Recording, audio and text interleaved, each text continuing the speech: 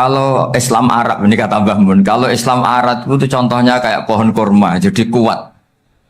Dan wajah tasbihnya itu di daunnya tidak jatuh. Tapi kalau Islam Indonesia kata Mbah Mun itu kayak padi, jadi ya agak doyong-doyong sedikit gitu.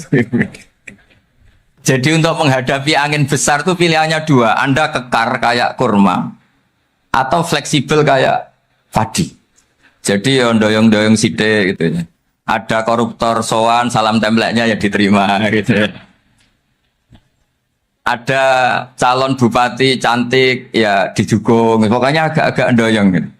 Tapi baru kayak doyong itu nggak bisa roboh karena fleksibel. Jadi kazar in akhraja syatahu, jadi ada dua tamsil. Karena memang menghadapi orang fasik, orang dolim ini kita sebagai ulama itu ya kebingungan. Ini mungkin Ki Afif bisa bahul masail ini.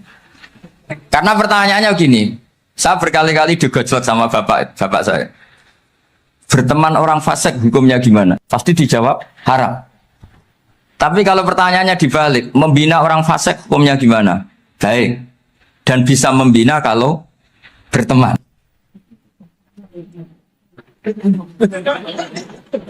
Makanya Gus Azaim pernah bikin seni deh, muktamar seni. Anggap saja madhabnya seperti itu gitu. Jadi ya agak doyong-doyong sedikit. Masa ketop kok berteman orang yang macam-macam. Tapi itu fleksibel. Nyatanya tetap soleh sampai sekarang gitu. Itu berarti itu ya gitu kata Mbak Mun itu. Jadi untuk menahan angin yang besar pilihannya hanya dua. Anda kokoh kayak pohon kurma atau fleksibel kayak padi. Nah, Islam Indonesia kata Mbah Mun itu pari wae katanya, padi. Jadi ungkapan-ungkapan para masyayikh ini penting karena khazanah yang saya baca. Saya berkali-kali cerita ini dalam kitab Khilyatul Auliya. Itu Abu Nu'aim Al-Asfihani cerita tentang riwayat Sufyan bin Uyainah. Ini gurunya Imam Syafi'i. Itu setiap kali Nabi Isa dan Yahya, ini dua nabi yang sekurun, sama-sama masih muda. Nabi Yahya itu senengannya dolan ke orang-orang soleh, menyambangi orang-orang soleh. Tentu itu bagus. Tapi kalau Nabi Isa ini suka menyambangi orang-orang yang fasik, orang-orang yang nggak jelas. Ketika dua beliau ini ketemu, tentu yang perlu jawaban Nabi Isa karena kontroversi, berteman sama orang-orang yang nggak jelas. Kata beliau, innama ana tabibun udawil mardo. Seorang kiai, seorang nabi, orang yang baik itu ibarat dokter. Di mana-mana dokter tuh ngobati orang yang apa? Sakit. Kalau Anda dokter dan peneliti satu penyakit, pasti cari daerah yang banyak pandeminya. Masa neliti pandemi di orang-orang yang apa? Sehat. Jadi ini juga perlu dibahsul masail karena tadi dibolak-balik itu. Bina orang berteman orang fasik hukumnya haram karena wa in kana dasarin fajanibhu suratan. Tapi kalau bina orang fasik hukumnya baik. Bisa bina kalau berteman. Jadi fikih itu ya karena dibolak-balik. Makanya sholat juga gitu. Sholat yang tumak nina yang lama itu ya bagus. Masa jagongan mbek pangeran nggak asik. Jagongan sama teman aja asik, masa jagongan sama pangeran tidak apa? Asik. Saya kalau Ibnu Abbas sholat tuh cepat. Ketika ditanya, kenapa kalau Anda sholat cepat? Setan baru tata-tata mau goda, sudah selesai. Kata. Karena setan itu ya jaga jaim tuh, jaga image. Jadi kalau mau goda orang itu ya surinan dulu, macak-macak dulu. Ternyata mau ke situ, sholatnya sudah selesai. Lah kebetulan mazhab saya itu yang kedua itu gitu. Jadi kalau Gus Azaim itu sholat lama sekali, itu ada madhab tandingan, yaitu madhab saya. Itu karena ini sepuh saya, meskipun top beliau tapi sepuh saya. Saya sudah 50, beliau baru 40. Ini berarti baru memulai kiai. Kalau pakai umur nubuah ini baru tapi memulai. Jadi madhab itu penting. Jadi pembanding itu harus diutarakan. Sehingga dalam fikih manapun itu sebuah madhab itu harus diuji itu lewat pembanding. Dulu itu setiap debat fikih antar ulama itu mesti nggak ada yang menang. Misalnya saya kiai kelihatan miskin itu ya baik supaya santri-santri yang miskin itu punya teman gitu. Karena rata-rata santri itu miskin. Nah, dikancani kiai kan seneng gitu. Tapi problemnya kiai yang miskin itu ya nggak bisa nolong santri karena dia sendiri apa? Miskin. Makanya dulu Imam Syafi'i itu pengagum orang miskin. Setelah ngaji Imam Malik tanya, ya Imam Malik, orang yang sealim jenengan itu siapa? Jawabnya Imam Malik lucu. Dulu Abu Hanifah, sekarang orangnya sudah meninggal ya. Ilmunya dititipkan atau diwaris oleh Muhammad bin Hasan Asy-Syaibani. Akhirnya Imam Syafi'i dibiayai Imam Malik ke Irak. Imam Syafi'i miskin, bisanya ke sana dibiayai Imam Malik. Itu seperti Abu Ya Said Muhammad masyhur, ini murid beliau. Kalau ada santri boyong kan mesti apa? Disangoni. Disangoni. Ketika datang ke Irak, Muhammad bin Hasan Asy-Syaibani itu nata uang, nata emas itu di ruang tamu. Jadi ngitung uang itu di ruang tamu. Miliatan. Ini kaget, ini kiai kok kedonyan kata Imam Syafi'i itu. Tapi apa kata Muhammad bin Hasan Asy-Syaibani? Anda kagum ini, Anda kaget ini. Kalau kamu menyoal orang soleh kaya, ini tak kasihkan orang-orang fasik. Biar dipakai judi, dipakai selingkuh, dipakai maksiat. Jangan-jangan. Harta ini harus tetap di orang soleh. Kalau ke orang fasik, bahaya. Berarti kiai boleh kaya? Boleh-boleh. Semenjak itu ada gerakan kiai kudu sugih. Ya ada yang kesampaian, ada yang enggak gitu aja. Tapi karena kalau pakai logika fikih, harta itu fitnah. Oke, seakan-akan harta itu masalah. Tapi kalau ini dikuasai orang dolim, maka masalah besar. Jika orang-orang soleh ini harus juga menguasai harta. Nah, terus lama-lama dikiaskan kekuasaan. Kalau yang kuasain orang fasik, orang tidak sholat, ribet. Akhirnya kiai terus dukung, ya akhirnya ikut politik tadi. Nak menawa bupatinya kena diatur gitu. Diatur kon sholat, orang yang sesi proposal, maksudnya diatur keng sholat maksud. Ini cerita-cerita apa logika-logika fikih. Makanya saya sering ngaji kitab-kitab itu, diantara yang saya suka adalah ada dialog besar yang terjadi di antara orang-orang pilihan, termasuk bahkan di antara para nabi dan Tuhan. Jadi unik. Allah sendiri kadang mengajari kecerdasan para nabi itu ya lewat dialog. Masyhur itu, Nabi Ibrahim itu punya ruang khusus untuk sholat dan tidak boleh siapapun masuk situ. Tahu-tahu ada yang sudah di situ. Beliau membuka, kaget. Siapa memberi izin ke kamu yang punya rumah ini? Saya yang punya rumah dan saya tidak memberi izin kamu. Yang memberi izin saya itu yang punya saya, kamu dan rumah ini. Yaitu Allah Ta'ala katanya. Wah berarti kamu malaikat dong? Iya saya malaikat Israel. Disuruh nyabut nyawa kamu kan? Ya agak sopan karena agak pernah mondok di Salafiyah gitu. Itu akhirnya Nabi Ibrahim bilang, wah itu keliru, Anda pasti keliru. Hal ra'aita habiban yumitu habibah, hal ra'aita khalilan yumitu khalilah. Saya ini Khalilur Rahman, saya ini kekasih Allah. Masa ada kekasih bunuh yang dikasih? Itu Israel akhirnya ngaji, masuk akal juga. Ternyata perintah ini mungkin hoax ya. Pokoknya dia terus mikir akhirnya. Iya ya, masa ini kekasih Allah kemudian oleh Allah dibunuh, dimatikan. Terbanglah Israel, matur lagi, ya Allah, kata Ibrahim, hal ra'aita khalilan yumitu khalilah. Masa kekasih bunuh yang dia apa? Kasih. Kayaknya masuk akal Gusti. Mulai ngaji lah kira-kira gitu malaikat itu. Akhirnya oleh Allah dijawab, ya sudah begini, kamu datang ke Ibrahim bilang, hal ra'aita habiban yakrahu ayyalqa habiban. Masa kekasih tidak siap ketemu yang dikasih. Nah, jadi akhirnya Nabi Ibrahim, Israel datang lagi. Logikanya sekarang enggak gitu, begini katanya. Diajarin. Hal ra'aita habiban yakrahu ayyalqa habibah. Masa kekasih tidak siap ketemu yang dikasih. Kata Ibrahim, oke, ya, terus mau meninggal. Jadi kalau jenengan cinta betul sama Allah ya harus, ya tidak usah jangan sekarang tapi. Kalau mati di rumah aja, kalau di pondok repotnya kiainya nanti. Tapi nanti setelah punya cucu banyak lah. Nah, Barokahnya baca ini dialog-dialog orang pilihan ini akan tersibak. Karena tidak dalam semua kebaikan itu nggak ada logikanya, rata-rata ada logikanya. Misalnya begini, kalau Anda orang soleh, kemudian anak Anda pamit mau sekolah di Jerman, pilihan Anda mengizinkan apa enggak? Karena potensi jadi fasik ya tinggi, karena di tempat-tempat mas. Potensi berdakwah dari daerah yang untuk daerah yang tidak ada dai-nya menjadi ada. Itu mesti ulama itu berdebat.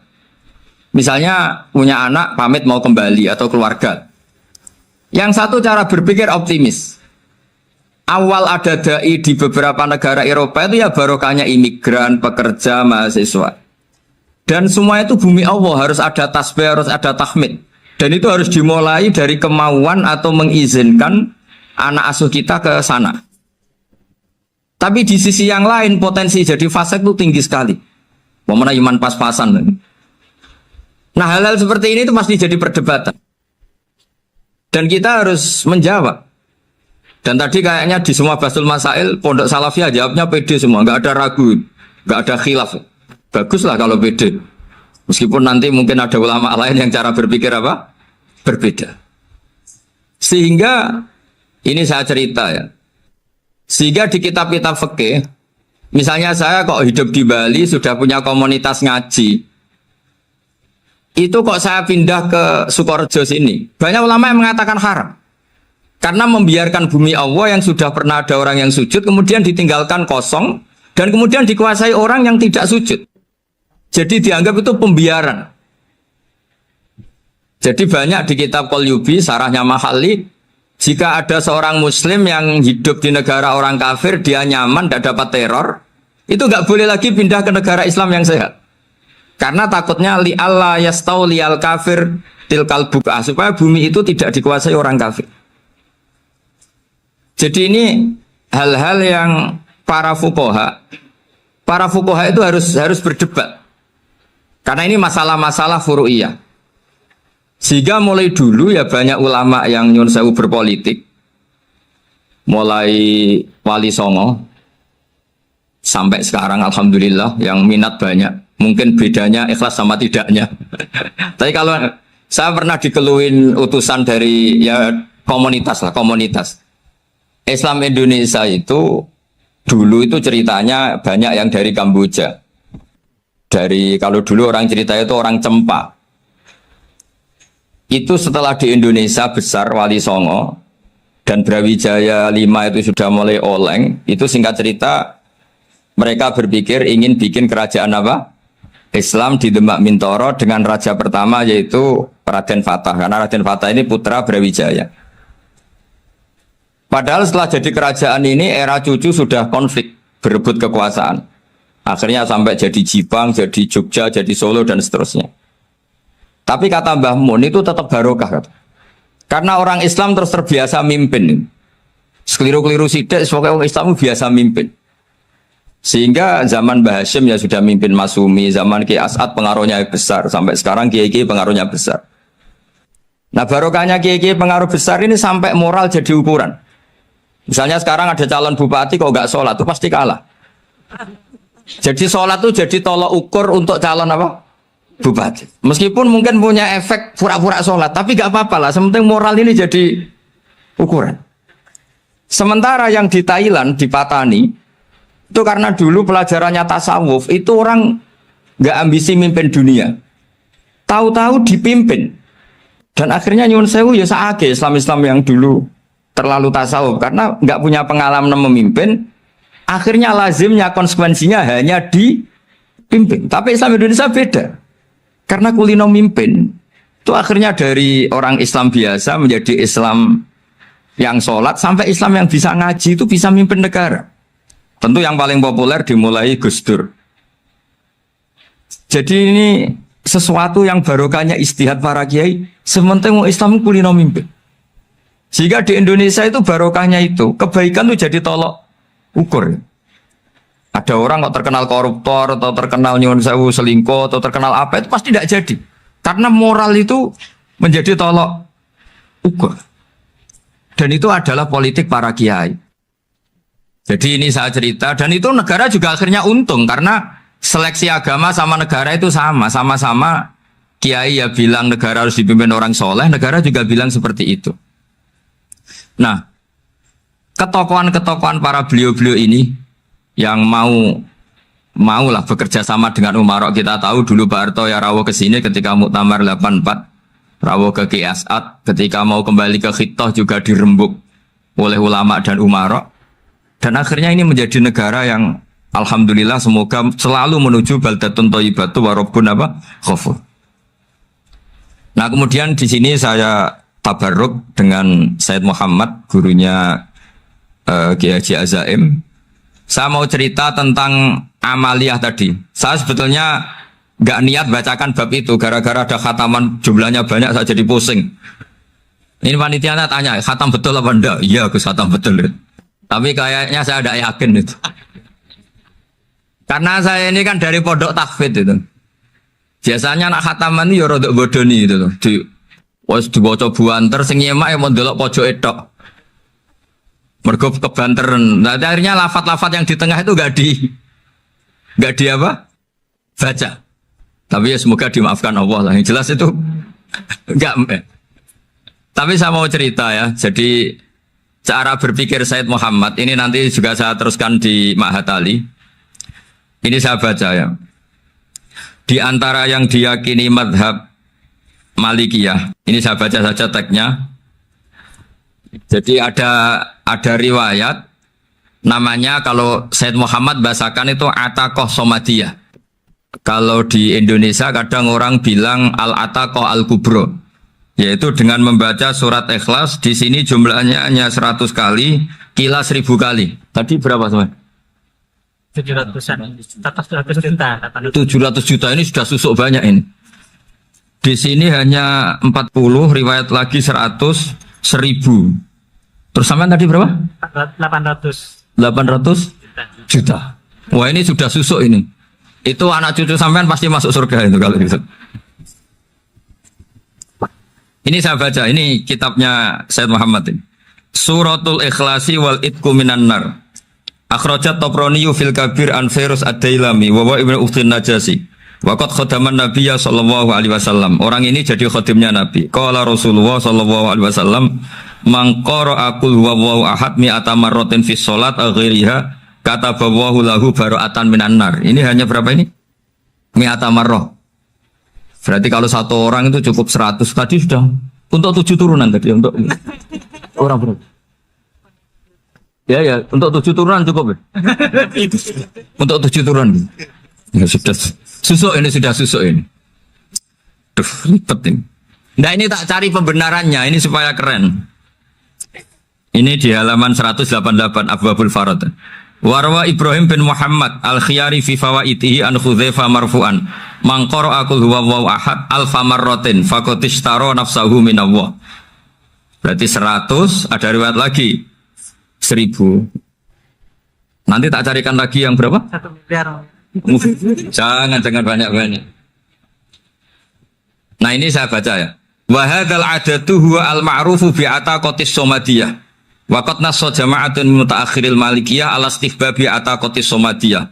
Wa haddu ala qiraatiha wa istimaliha. Minhum Asy-Syaikh Abdus Salam Al-Asmar saat terus ini. Jadi kullu haula'i istahabbu ataqatas somadiyah ma'atirafi ba'dihim kal misnawi bisyidati du'fi hadisiha. I'timadan ala anna hadha minal fadha'il allati yutasahalu fiha. Faman sa'a yasta'milaha roja'a khusulama fiha fala ba'sa bidzalik ala syarti alla ya'taqida thubuta dzalika anin nabi sallallahu alaihi wasallam hatta la yaqa'a fil kitsbi alaihi. Jadi intinya itu silahkan Anda bikin jumlah sesuai versi Anda. Yang penting Anda jangan kampanye kalau itu perintah Kanjeng Nabi Muhammad sallallahu alaihi wasallam. Karena kalau kamu atasnamakan Nabi kemudian jumlahnya sampai 800 berapa? 800 juta, berarti Nabi mengajarkan masyaqqah pada umatnya. Jadi cukup yang riwayat itu di sini hanya 100 sama 1000. Jadi kalau jumlah tadi untuk 7 apa? Turunan. Jadi kamu harus ditutup dengan doa, ya Allah, semua itu bukan untuk saya tapi untuk 7 turunan. Tolong catat ya Allah. Karena Jadi artinya gini loh ya, orang Indonesia yang sering mempraktekkan atakosomadiyah itu bukan tanpa dalil. Ternyata dalam madzhab Maliki, saya masih ingat ketika mbah saya kandung, bapaknya bapak, asmane Mbah Nur Syam, itu wasiatnya minta dibacakan 4.000. Yang baca pas itu ya bapak sama anak-anaknya. Dan kemudian alhamdulillah zaman akhir itu mulai agak ngawur. Kalau ada acara itu wong liya kon maca anake mlebu metu gak melok maca. Itu keliru, saya jamin itu keliru. Saya sering kalau mimpin di rumah, kalau yasinan di tonggo-tonggo kok anaknya gak maca saya keluar. Bapakmu wong liya kon maca kata saya gitu. Jadi itu menurut saya itu yang jelas saya sampai ngisi begini.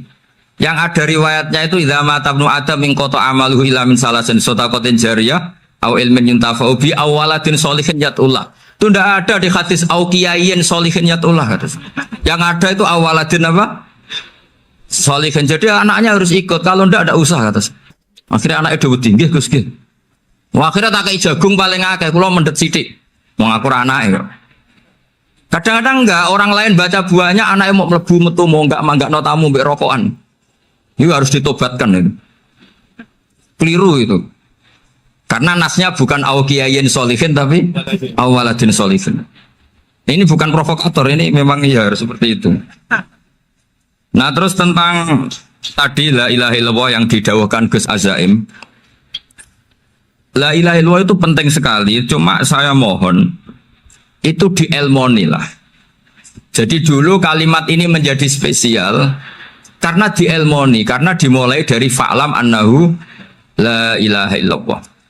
Terusannya ayat tuh wastaghfir li dzambika walil mu'minina wal mu'minat.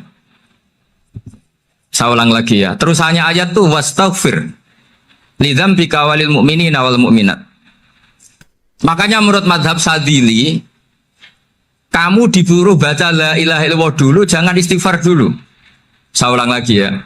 Dalam mazhab Sadiliyah itu la ilaha illallah dulu, nggak boleh istighfar dulu. Alasannya masuk akal. Orang yang kafir 70 tahun itu sekali baca la ilaha illallah itu langsung yughfar lahu ma qad salaf. Sehingga la ilaha illallah sendiri sudah punya kekuatan supaya dosa kita diampuni. Qul lil ladzina kafaru iyantahu yughfar lahum ma qad salaf. Cara menghentikan kekafiran gimana? Dia melafadzkan la ilaha illallah. Ini kalimat yang begitu saktinya sampai orang yang kafir puluhan tahun itu dosanya semuanya terhapus hanya karena melafadzkan la ilaha illallah. Nah, makanya kata Abdul Hasan Asyadili wastaghfir li dzambika ay bihadil kalimah.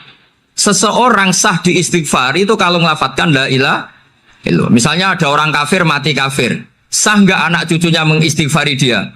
Enggak sah karena belum melafadzkan la ilaha illallah. Makanya kata Abu Hasan Asyadili wastaghfir li dzambika ay bihadil kalimah.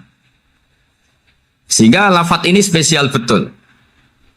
Tapi kadang-kadang beberapa mursyid cara berpikir lain. Ini kalimat thayyibah harus dibaca orang suci sehingga mendahulukan apa? Istighfar. Untuk supaya pas ngelafatkan kalimat thayyibah sudah dalam keadaan apa? Suci. Itu juga masuk akal. Tapi secara meyakinkan saya sendiri lebih mengikuti manhajnya Abil Hasan Asyadili karena alasannya tadi yang kafir puluhan tahun saja langsung luntur dosanya karena melafadzkan la ilaha illallah. Artinya la ilaha illallah sendiri sudah bagian dari istighfar. Nah, ya tadi buktinya fa'lam annahu la ilaha illallah terus wastaghfir li dzambika walil mu'minina. Jadi orang sah diistighfari itu setelah dipastikan sah tauhidnya. Jadi setelah tauhidnya sah yaitu la ilaha illallah baru sah apa? Diistighfari. Sehingga orang kafir, seolah lagi orang kafir yang mati kafir, anak cucunya tidak boleh apa? Tidak boleh menistighfar. Terus saran saya kedua, la ilaha illallah itu filosofinya itu nafyun li uluhiyati ghairillah wa isbatun li uluhiyatillah wahdah. Filosofi la ilaha illallah itu gimana? Menafikan semua selain Allah itu tidak Tuhan dan hanya menuhankan Allah semata. Nah itu caranya gimana? Caranya kita harus terbiasa ini karena tadi saya dibilangin panitia ini rata-rata mustameknya atau mustamiatnya ini santri. Caranya gimana? Dilatih pakai logika. Saya berkali-kali cerita kalau ngaji, saya sekaligus kampanye. Allah itu Tuhan yang begitu fair. Untuk menjadi Tuhan, Allah mempersilahkan, ada kualifikasi Tuhan. Jadi boleh, dikompetisikan itu boleh, kata Allah. Nggak apa-apa kamu ngaku Tuhan gitu, kata Allah. Tapi nak ngaku pangeran itu paling enggak ya direputasi lah, ada verifikasinya lah. Dimulai dari apa? Ya kalau jadi Tuhan itu setidaknya bikin langit bumi lah, aturannya gitu. Jadi kalau daftar bupati ya daftarlah ke KPU. Masa tahu-tahu jadi apa? Tuhan kemudian tidak punya prestasi bikin langit bumi. Sehingga Allah itu cara ngendikan itu ya fair. Qul ara'aytum ma tad'una min dunillah aruni madza khalaqu minal ardi am lahum syirkun fis samawat. Coba yang kamu tuhankan selain saya, prestasinya apa? Ketika saya bikin bumi itu apa ikut bikin? Terus am lahum syirkun fis samawat. Kalau bikin langit, kalau nggak bisa ya urun lah gitu. Urun semen apa urun bego, pokoknya urun lah gitu. Urun ora, gawe bumi ora, ngerti-ngerti ngaku jadi pangeran. Nah, kul hatu burhanakum. Jadi ya kan ya lucu kan, misalnya syarat kiai di Salafiyah kan keluarga Kiai As'ad, cucunya ngaji ngalim. Orang keluarga Kiai As'ad tuh aku kiai utama di Salafiyah. Oh mesti di penjara ya. Lah yo gak gawe langit bumi, gak ada prestasi terus ngaku sebagai apa? Tuhan. Sehingga fair. Makanya saya berkali-kali cerita. Jubair bin Mut'im itu punya anak namanya Muhammad. Ini sudah orang alim, Muhammad bin Jubair bin Mut'im. Itu cerita awala Islami Abi. Mut'im itu orang pinter sekali. Saking pinternya dia jadi delegasinya orang Quraisy datang ke Rasulullah sebagai negosiator untuk membebaskan Asra Badrin, tawanan perang apa? Badar. Yang namanya disuruh itu pasti orang pinter. Tapi apa yang terjadi ketika nginep di masjid? Karena zaman itu gak ada hotel, nanti jadi geger. Orang musyrik nginep di masjid hukumnya gimana? Bahsul masail tok. Zaman itu mau tidak mau. Kalau sekarang kan ada hotel, kiai juga punya wisma. Apa yang terjadi? Orang ini cerdas sekali.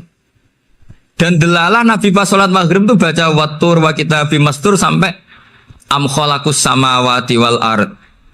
Ya kalau kamu jadi Tuhan ya setidaknya menciptakan langit bumi lah. Namanya jadi Tuhan ya ada persyaratan kan. Paling tidak punya reputasi menciptakan langit bumi. Atau kalau jadi Tuhan setidaknya reputasinya itu enggak diciptakan yang lain. Am khuliqu min ghairi syai'in. Ini jadi Tuhan kok punya bapak, punya ibu. Ini jadi Tuhan kok lahirnya di bumi. Ada tanggal lahirnya, ada tahun. Masa jadi Tuhan kok dulu buminya. Pokoknya walhasil tuh. Akhirnya Nabi ketika salam sholat maghrib, dia datang. Ya Rasulullah, akalku habis oleh ayat yang barusan kau baca. Sudah saya Islam saja. Argumentasi selain Allah Tuhan itu batal. Itu, ya saya mohon santri-santri Salafiyah itu baca Quran sampai seperti itu. Jadi jangan hanya khataman banyak-banyakan maksudnya.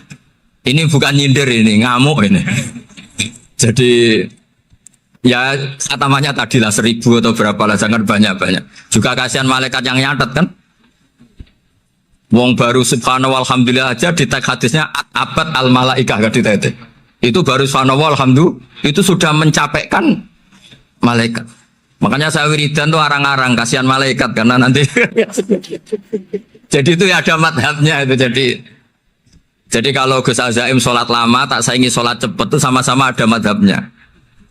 Yang cepet kayak saya tadi setan pas tata-tata mau goda pas rukuk saya sudah itidal, mau goda itidal saya sudah sujud pusing dia. Tapi jangan tiru ini madhab yang agak-agak khusus lah sudah cara orang Madura agak khilaf sih. Khilaf ya. Khilaf ini agak khilaf ini sudah.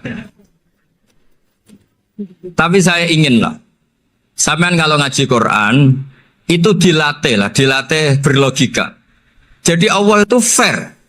Gak apa-apa kalian ngaku Tuhan tuh gak apa-apa, tapi tunjukkan prestasi kamu apa. Aruni madza khalaqu minal ardi am lahum syirkun fis samawati. Am khalaqus samawati wal ard. Diulang lagi am khuliqu min ghairi syai'in. Setidaknya kalau jadi Tuhan itu ya nggak butuh yang lain lah. Masa jadi Tuhan kok wujudnya saja butuh orang lain, butuh bumi, eksistensinya butuh makan, butuh minum. Makanya Allah cara meniadakan uluhiyah selainnya itu Allah tuh redaksinya itu mengena sekali. Yaitu tadi dengan cara-cara seperti itu. Sebagian ayat disebutkan ma asyattuhum khalqas samawati wal ardi wala khalqa anfusihim. Wong Tuhan kok nggak punya reputasi bikin langit, bikin bumi, bahkan untuk menciptakan dirinya sendiri saja nggak bisa. Ya sudahlah, kamu nggak usah ngaku Tuhan, nggak level katanya dia tahu gitu. Akhirnya terus ditemukan Tuhan yang sejati, yaitu wal awwalu wal akhiru wal zahiru wal batin. Nah, itu yang Mut'im ini tadi termasuk orang yang sangat cerdas sekali. Padahal itu bacanya bukan pas basul masail, enggak. Nabi pas sholat maghrib. Juga bukan pas ceramah, enggak. Tapi itu didengarkan. Makanya termasuk ini spesial untuk hormat saya kepada Ki As'ad. Makanya saya ini kalau mentasjik santri-santri, ini agak sensitif, tapi sudah saya tidak perlu takut fitnah.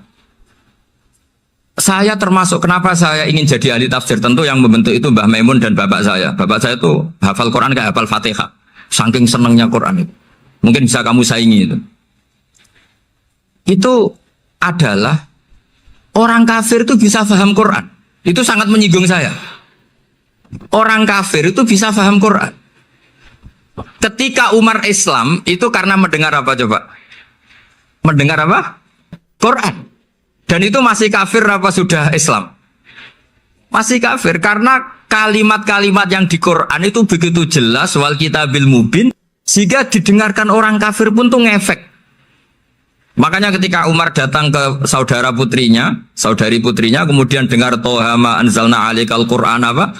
Litasqa, itu dia terus iman. Begitu juga Mut'im. Itu ketika dengar Nabi baca surat At-Tur ya langsung iman. Makanya kata Ibnu Jarir At-Tabari, kamu jangan pernah bilang gini, syaratnya paham Quran itu harus alim, harus gini. Lah nanti berarti orang kafir punya alasan di depan Allah, ya Allah, engkau ngandani kami dengan Quran yang nggak bisa difahami kecuali alim dulu. Lah saya alim gimana? Nggak pernah mondok. Mondok gimana? Saya kafir. Jadi artinya gini loh, kata Ibnu Jarir At-Tabari, Allah tidak mungkin mengatakan gini. Ifhamil Quran bima la fahmalaka. Quran itu harus kamu fahami. Sementara orang kafir karena lafadznya Quran khusus gak bisa memahami. Makanya Quran itu dibaca. Itu banyak orang kafir yang menjadi muslim karena mendengar apa? Al-Quran. Padahal kafir. Nah termasuk tadi Muhammad bin Jubair bin Mut'im ini itu menjadi Islam ya karena mendengar Quran. Padahal dia saat itu masih apa? Kafir. Karena tadi logika misalnya nggak paham secara lafadz Arab. Sekarang misalnya nyuwun sewu ada orang ateis. Saya pernah didatangi seorang ateis yang nggak percaya Tuhan. Saya mau Islam Pak Ba, asal Anda bisa menjelaskan Tuhan itu siapa. Coba Quran dibaca secara makna, tidak secara lafadz tapi secara makna. Begini misalnya, ada orang ateis datang ke saya, Pak Ba, saya mau Islam, asal Anda bisa menjelaskan Tuhan itu siapa. Terus saya tanya, ini ngajak goblok-goblokan apa pinter-pinteran, kata saya. Terus dia jawab, ngajak pinter-pinteran Pak, saya ini doktor katanya. Maksudnya di akademiknya dia doktor, mungkin jurusan matematika atau apa, tapi di ketuhanannya jeblok. Terus tak tanya, kalau ini ada kertas, kamu suka ada rumusnya apa suka ada? Ya suka ada rumusnya. Kenapa ada kertas? Ya karena ada yang bikin. Nah kira-kira berstatus membikin atau membuat itu sesuatunya maujud apa enggak? Ya pasti maujud lah, pasti ada. Ya sudah, anggap Tuhan itu adalah sebab dari semua yang ada.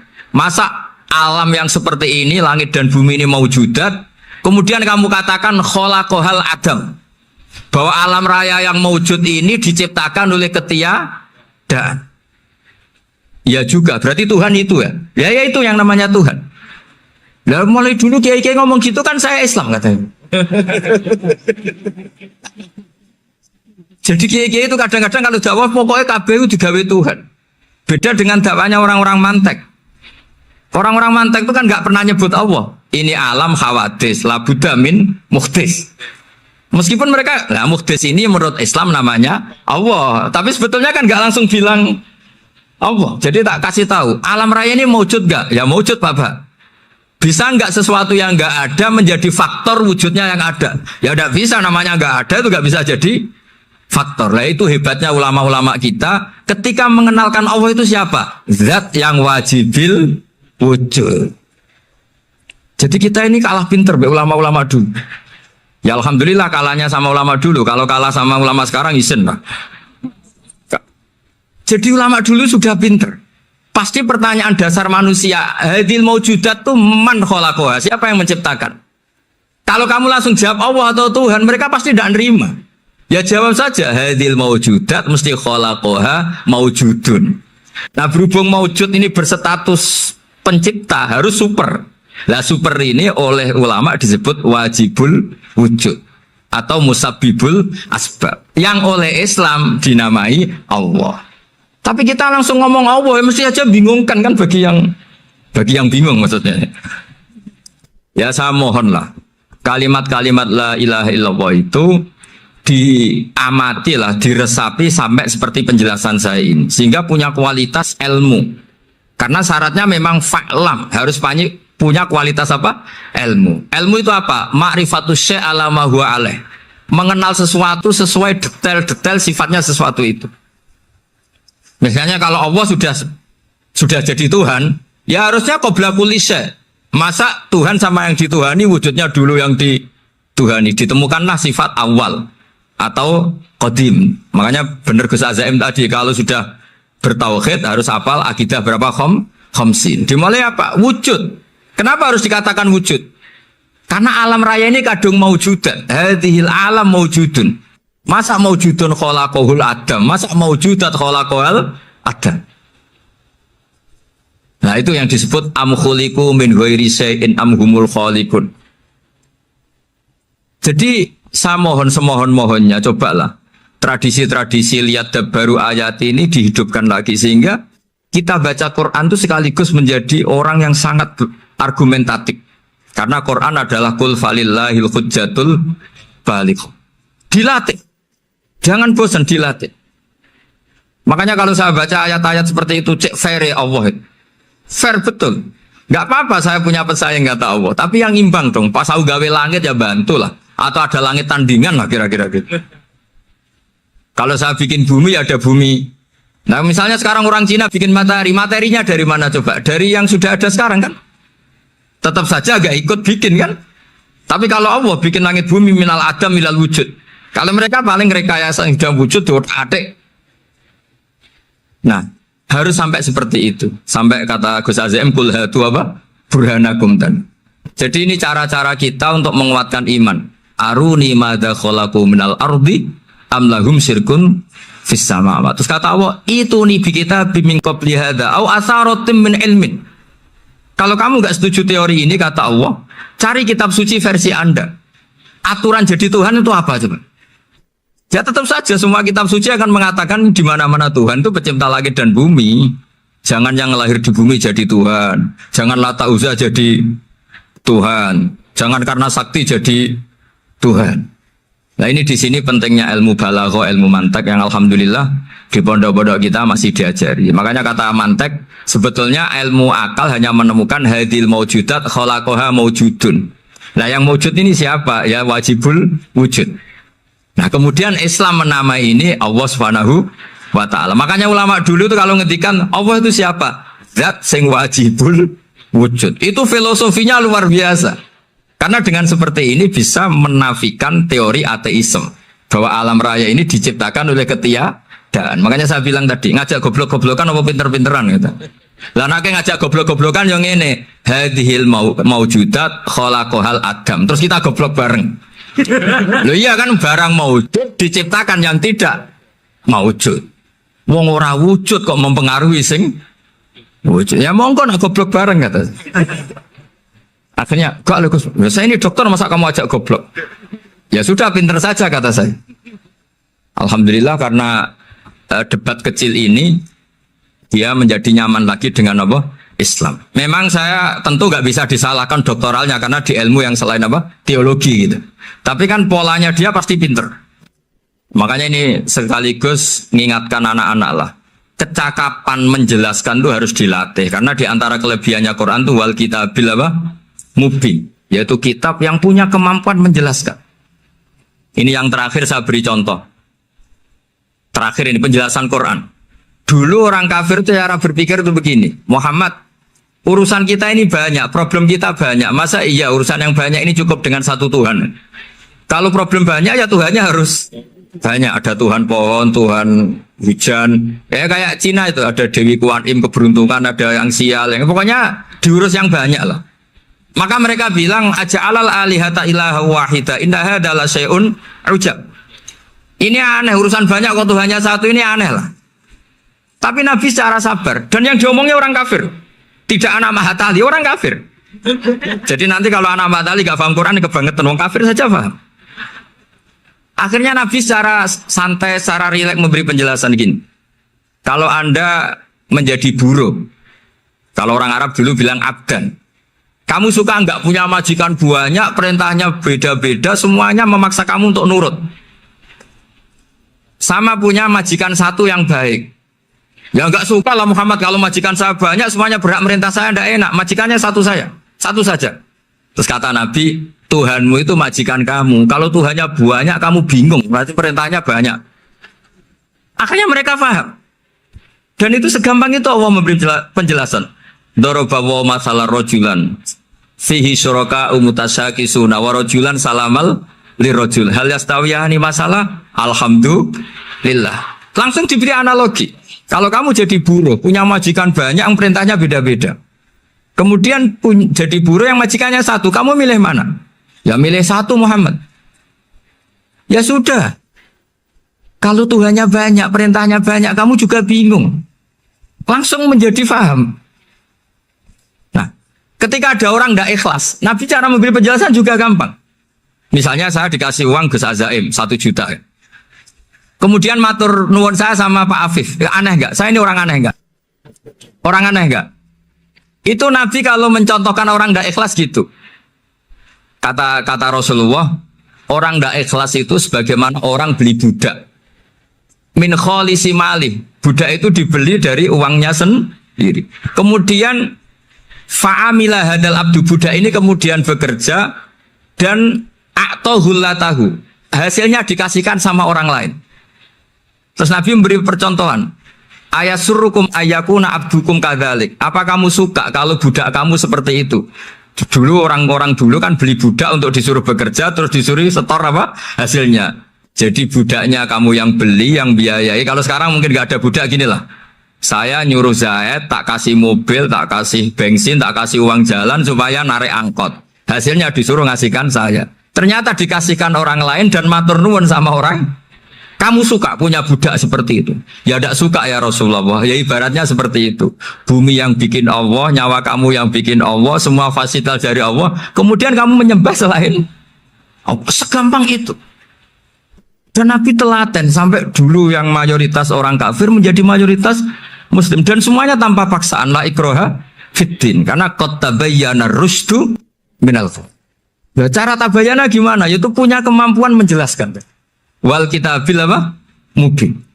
Ini makanya saya mohon lah. Ini saya mohon semohon-mohonnya anak-anak ini kan kader-kadernya Mbah Samsul Arifin, Mbah As'ad, Gus Fawaid, sekarang Gus Azaim, semuanya harus punya kemampuan wal kitabil apa? Mubin. Sehingga di antara sifatnya Nabi itu fatonah, punya kecerdasan. Nabi itu gak pernah debat kalah. Itu meskipun sudah terdesak gak pernah kalah. Pernah Nabi itu ngendikan la'adwa walati orata, tidak ada penyakit menular. Ada orang yang mungkin kurang suka iseng, ada onta yang sudah gudiken dijejerno sama yang waras, ternyata yang waras jadi gudiken.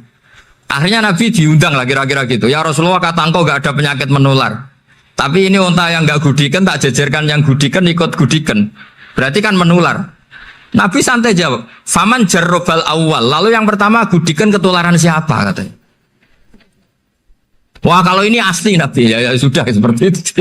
Jadi ngiranya dia menang karena yang gudikan pertama nulari yang kedua. Ternyata Nabi tanyanya lagi, faman jarrobal awala, yang gudikan yang pertama siapa? Oh ini asli ya, ya maksud saya itu. Jadi Nabi itu gak pernah kan? Karena Nabi punya apa? Fatona. Jadi saya mohon, ya tadi makanya ini efeknya tuh khatamannya gak boleh banyak-banyak ya. Maksud saya kalau musim khataman ya gak apa-apa, khataman banyak-banyak. Tapi kalau gak musim khataman ya musim-musim tadabbur gitu.